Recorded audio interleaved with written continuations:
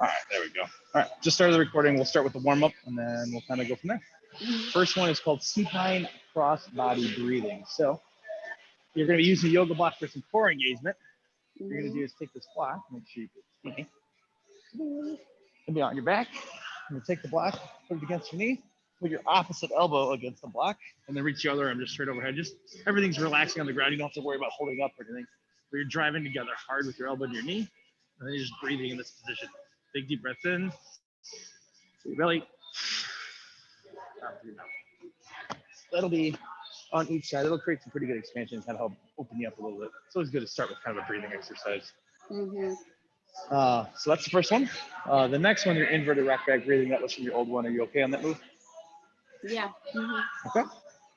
Other one is a single leg hip bridge. Now, I wasn't sure. Do you have a regular medicine ball at all? No. No. Okay, then we'll use a TRX. Okay. Yeah, Dynamax is a little big and not as much as I want. So we will do it in the TRX. I can always get one.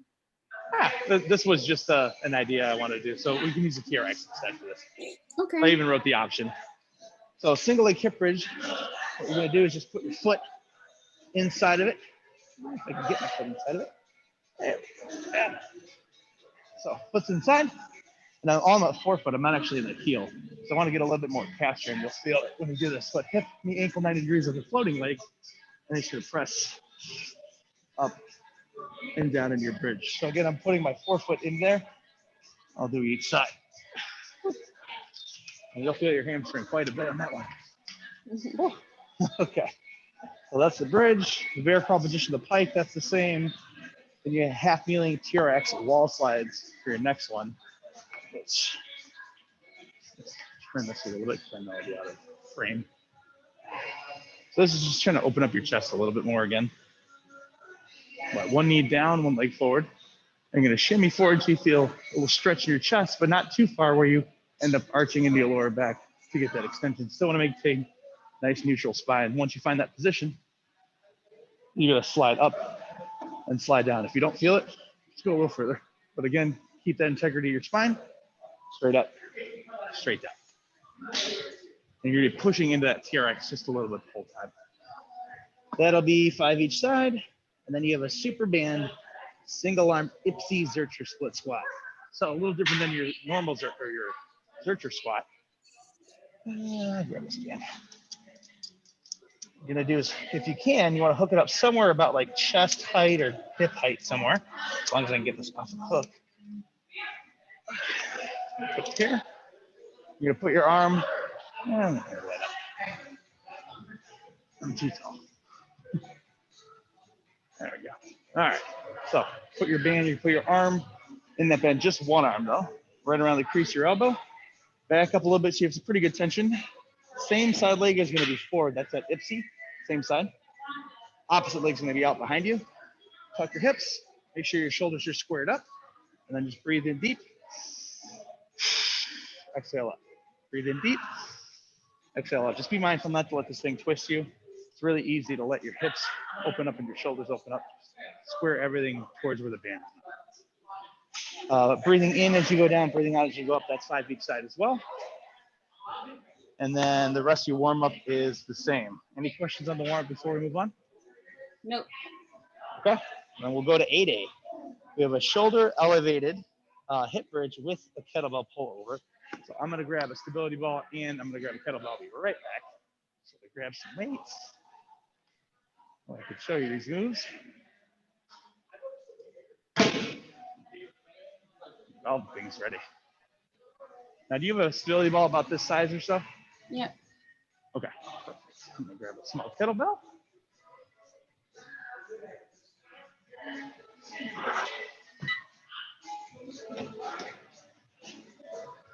All right. So again, we're doing feet elevated hip bridge with pull over. Heels are going on top. You're going to be right up here. You're going to bridge up as high as you can. When you're there, you're going to bring the kettlebell overhead. Bring it back in front of your chest and hips down. It is a lot harder than I'm making it look right now. It's very wiggly with the ball. So again, you're driving through your heels into the ball, bridging, hold it there. Breathe in as you reach back. Breathe out, As you pull forward. Now that one is going to be quite a challenge. But take your time, lighten it up. If you need to, you can even just do like body weight reaching overhead. It's going to be pretty darn challenging. That is 6 to 12 though. Your next one is push-up position, knee tucks with bandaged feet and the wall for some core engagement. What I want you to do, need a little bit of a wall, as long as the ball doesn't get in my way. So you just need to be able to put your feet into the wall. There should be a band right around the arch of your feet, like a green mini band, right around the arch. Push your feet into the wall. There's a small bend of the knees. Drive into it so you have some pretty good tension. And then you're going to pull against that band, driving your knee towards your chest, and then back. Drive your knee towards your chest and back. Maintain this position, and just like my pace, should be nice and slow. I don't want you to go like a mountain climber or anything. It should be slow and controlled. So we got that one. And then the next one is a landmine staggered forward step press. Now you have a barbell in your place, right? A barbell? No. Oh, well then we'll have to switch this one up. I was originally gonna have you do a barbell and press, but we'll end up doing this one instead. I already had a backup just in case. So instead of a landmine, I'm gonna hold this right here. We're gonna start in a little staggered position. As you step forward, because I'm gonna be stepping through, I'm gonna press this kettlebell overhead. So goblet position, step through, press overhead, step back. Start staggered, step through, press overhead, bring it on back. So that'll be, again, 6 each side. So we'll scratch the landmine off and just put a goblet overhead press. But that's 6 each, so 12 total. Then you're gonna go into a single arm kettlebell rack narrow squat with a yoga block core engagement. So you got your yoga block. It's gonna go between your thighs. Feet are pretty narrow, about hip width apart. Rack position. You're gonna have the other arm straight out in front of you. So you see I'm kind of reaching forward a little bit. And I'm gonna breathe in deep. Come right back up. Squeezing the block the whole time. And then you would switch sides after 6. Well, that is the first one of this circuit. The next one you would be circuiting with is just a half kneeling single arm dumbbell modified check press. And I'm adding an iso band pull apart. So I'm gonna grab a small dumbbell and I'll show you what I mean. Small dumbbell here, especially for your shoulder and your chest. I wanna make sure we're stabilizing. You don't want anything super strong. So TheraBand will be cool. You can tie it somewhere. If you have one of the 1/4-inch super bands, that's even better. I think you do. But the inside knee should be down. That arm is just gonna pull the band across. That's it. It's just gonna hold it across. The inside knee, well, that'll be the same arm that has a dumbbell. You're gonna go from chin level to your eye, open up to your ear, back down your eye, down to the chin. You're just gonna keep this apart the whole time. Up, out, squeeze, in, and down. And just maintain that throughout the motion for 6. I'm gonna do 6 on the other side. That was a little tricky. Any question with that one? No, I'll just watch the video again. Okay, sounds good. If for some reason your setup isn't working, just give me a call or a message. We'll figure something out, but that should work pretty well. Those are the 2 you're gonna go back and forth in, and then you have a big circuit of 3. But dumbbell FFE is front foot elevated. Split squat. You got like a 3-inch riser, or honestly anything you'd step on. It could even just be like a little book. But I have a riser. awesome. That's perfect then. So I got a little riser here. You'd have 2 dumbbells at your side. Front foot is on that riser, back foot's just on the floor. Make sure your hips are tucked and you're not open and turn the hip. This back hip should be turned all the way forward so everything's facing straight ahead. Dumbbells at your side, just straight down. Straight up. So that's your FFE, front foot elevated. Then you have a staggered single arm JC band face pull into a W. So you need your band. You can still see me. Yeah, I might open that up a little bit. Turn it so we're out just like that. There you go. Shall I say exactly the same thing? Okay, good. So palms down, the leg that's back, the same arm that has the band. Face pull is just you pulling towards your face. So my elbow is just getting even with my shoulder, I'm pulling up towards my face. I'm gonna hold it there, and then I'll rotate into a W position. Rotate back, and then arm forward. So again, row it in, hold it there, W, rotate back and forward. Again, that's on the back leg, the same arm that's rowing, just so you can see from the front. I'm rowing pretty high, and I'll maintain that position as I do the W and out. That'll be 12 right, 12 left. And then your final one is stability ball, bear crawl, plank stalls. That one is a tricky, or not tricky, just a hard one. Fairly simple, but it's really hard. Put your forearms on the ball, and rather than your legs being straight out like a plank, I'm gonna bend your knees so your knees are underneath your hips, back's nice and flat, so you're in that bear crawl position. Pushing into the ball, keeping yourself up. Just reach your arms out, pull it back. So breathe in, breathe out. It is extremely hard. You can kind of see me shaking. Take your time. It's anywhere from 6 to 12. I'd rather have a good 6 than a really quick 12. So slow out, slow up. And then your finisher is the 2 kettlebell farmer carry, 40 yards, or honestly, if you don't have that distance, 30 seconds, but just your 2 weights at your side, walking. That's something you've done multiple times. This one's a tricky one. It's a Dynamax Nordic alternating valve side pushaways. I'm gonna grab a Dynamax and some sliders, so I wanna make sure you see this one exactly how it goes. Be right back. Using all the tools for you.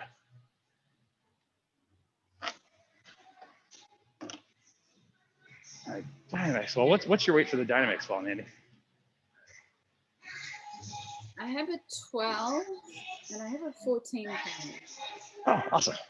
So I probably choose a 12 for this. Honestly, the weight doesn't matter too much for this one because we're using the Dynamax actually more as an activation method. Mm-hmm. So, not gonna really slide very well in this area, but hold on. You're gonna put the ball behind you, right on like your ankles and your calves. You're gonna get into like a kneeling push-up position. Got that falling over. No, kneeling push-up position.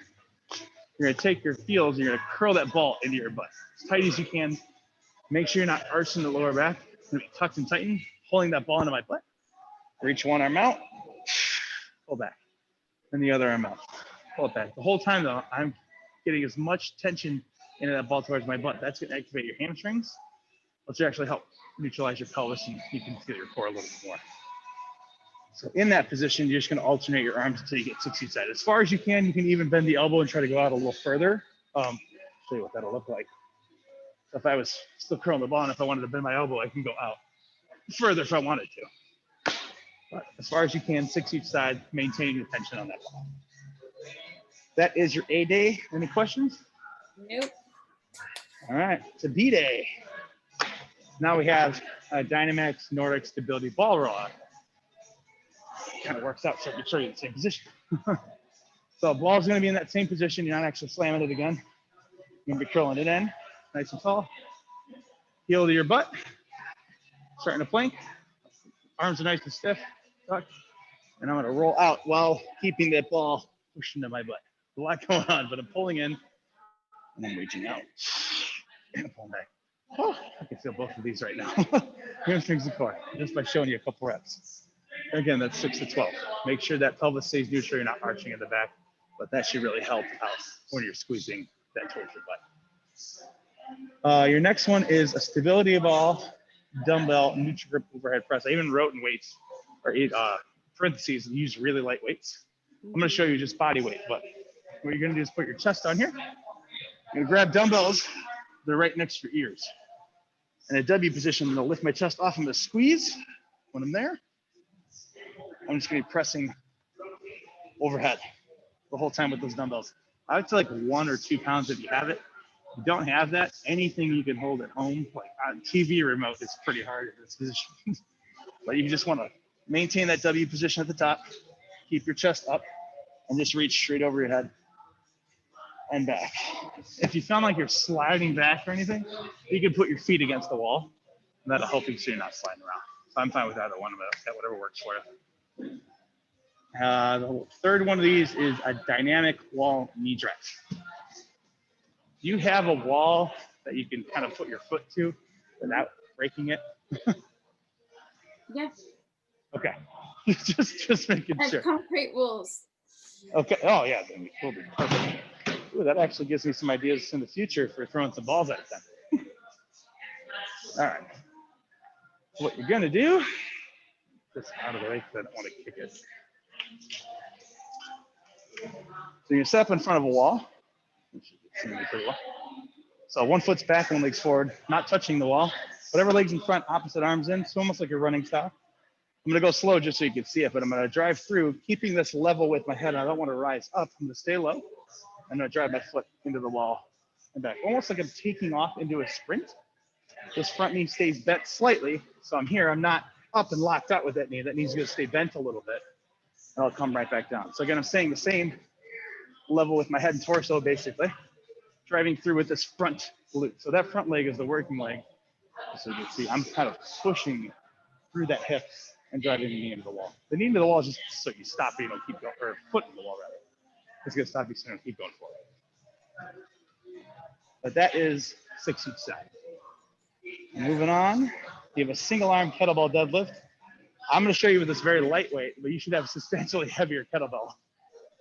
Put it right on the ground, feet are about shoulder width apart, and you're gonna hinge those hips, bend the knees, and just one arm has it. Just make sure you're not twisted with your torso. Square up your shoulders as much as you can. Pull your shoulder towards your butt cheek. Stand up. You can do whatever you want with this arm. I always like it off to the side for a little counterbalance, but that's just me. That's 6 and 6 as well. And the one you'll circuit that with is a Copenhagen side plank super band row. It's a fun one. I'm gonna grab a roller, whatever the heck it is. So you have a bench, right, Mandy? Yeah. Okay. So you can use a bench for this one. I'm just gonna show you a rower. I like this one a lot. It's really good towards the hips and the core together. All right. So you can use a JC band, honestly, or a super band. It's your choice. What you're gonna do, you're gonna put your foot on top of your bench. The less of your leg on it, the harder it's gonna be. So I would start closer to your knee. Other leg is just gonna be under your bench. And you'll hold yourself up like a side plank and push your bottom leg up into the bench. And then you're gonna row while you're in this position. Back and forth. So hips stay high, squeeze that bench tight, and row while you're in that position. I've given you a lot of really hard exercises, but stuff that'll help your body connect a little bit more. Yeah, and you know what? It's also interesting and engaging. So I'm enjoying it. Good. We'll keep you thinking. That's 12 each side. Next one, if you like being engaged, is another one. It's a lateral step down with a crossover single arm JC band chest press. A lot of words, not as crazy as it sounds. Again, you can use a super band or a JC band, whatever you really want to press. You got your step. Take your band.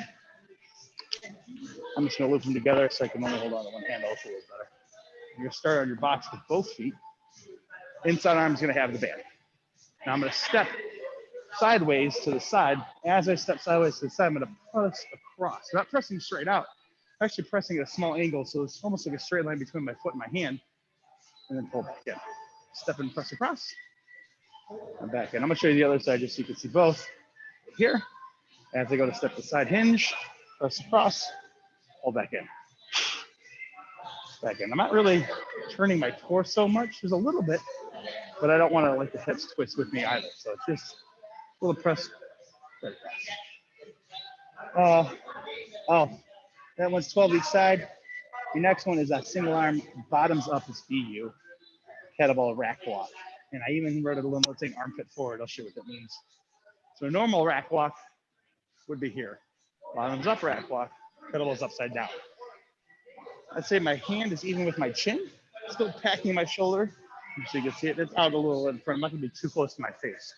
So out a little bit, chin level, and then you would just walk around your house, about 20 yards, about 15 to 20 seconds. What I mean by armpit forward is I don't want this to swing out. You want to think about this armpit underneath, pushing forward a little bit so it's straight ahead and walking in that position. 20 yards each. And you have stability ball, single leg, eccentric shelves. And I said 1 leg out, 2 legs in. I'll show you what that means too. It's a good way to work kind of a single leg position. So, got your ball. Feet go on top. You're going to bridge up and pick 1 leg up. I'm going to go slow out with 1 leg. Now to bring back in, just put that foot down, pull back in with 2. And then I'll do the other leg. I'm going to push that leg up, slow out, which is really hard on the hamstring of the glute. Once I get as far as I can, foot down, pull back in. Let me repeat that. That one's really hard. Any questions on that one? No? Okay. And then the finisher. You got split jumps and then 8-point plank foam roller saws, which is actually something I just recorded the other day. I put it on there, but let me grab a foam roller. That way I can go right into the thing for you. I know you have a foam roller though. Yes.